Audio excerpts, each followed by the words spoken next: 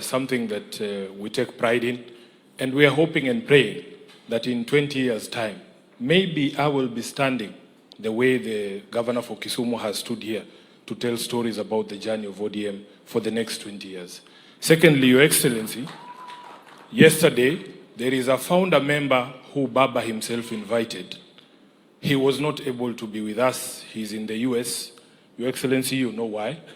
The Honorable Fourth President of the Republic of Kenya, His Excellency Uhuru Kenyatta, he has sent me his message here. I'm not going to say anything other than read his message.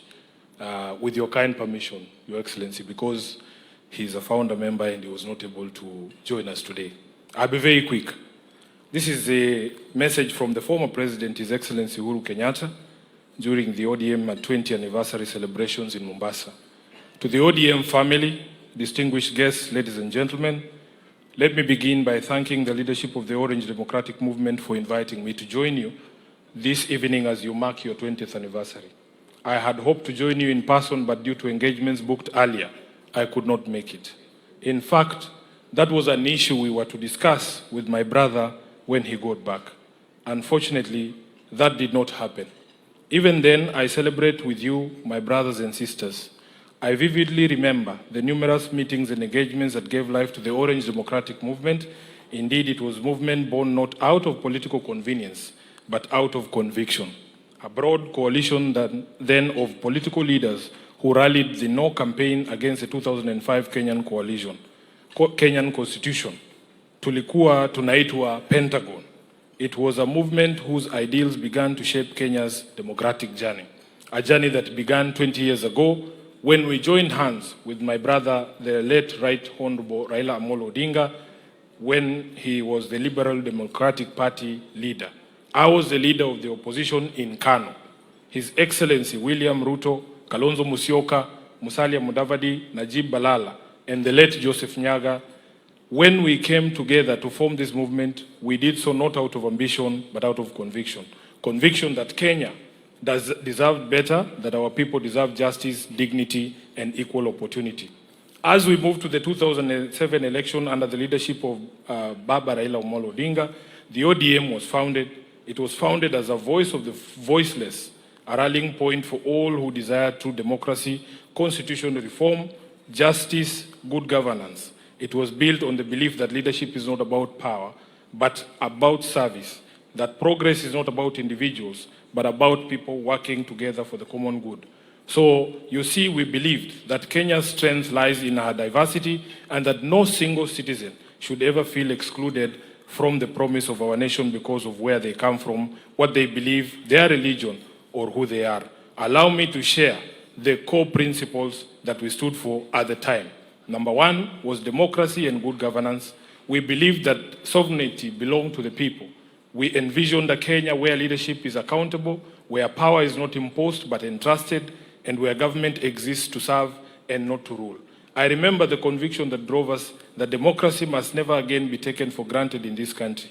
We fought for free and fair elections, for transparent institutions, and for a culture of leadership guided by integrity and service. That spirit remains alive today. That spirit gave birth to the Orange Democratic Movement that we are celebrating here today.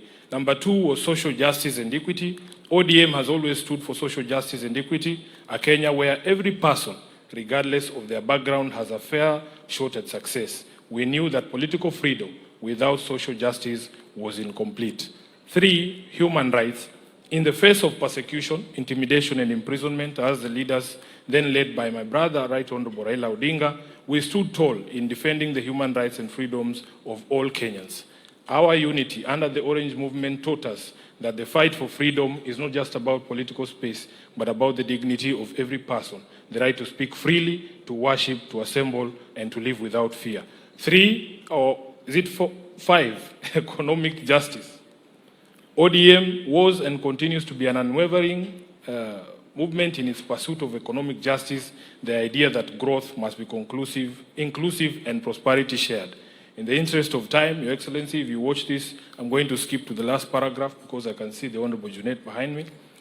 Wanachama wa ODM, today as you celebrate this milestone, my heart is emotionally heavy as I remember my brother and friend, and compatriot, the Right Honorable Raila Odinga, may his soul rest in peace. His absence today is deeply felt, but his presence is forever etched in our hearts and in the history of our beloved nation, Kenya.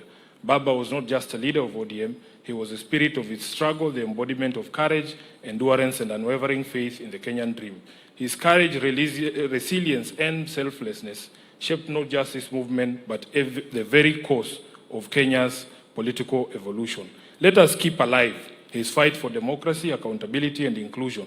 Let us make real his vision of a Kenya where no child goes hungry, where justice is not for the privileged few, and where every Kenyan, young or old, has an equal opportunity to thrive. May the next phase of ODM be a testament of renewal, growth, and steadfast commitment to building a Kenya that truly belongs to all her citizens. Thank you. God bless you. God bless ODM, and God bless our beloved country, Kenya. His Excellency Uhuru Kenyatta, CGH, 4th President of the Republic of Kenya. I thank you.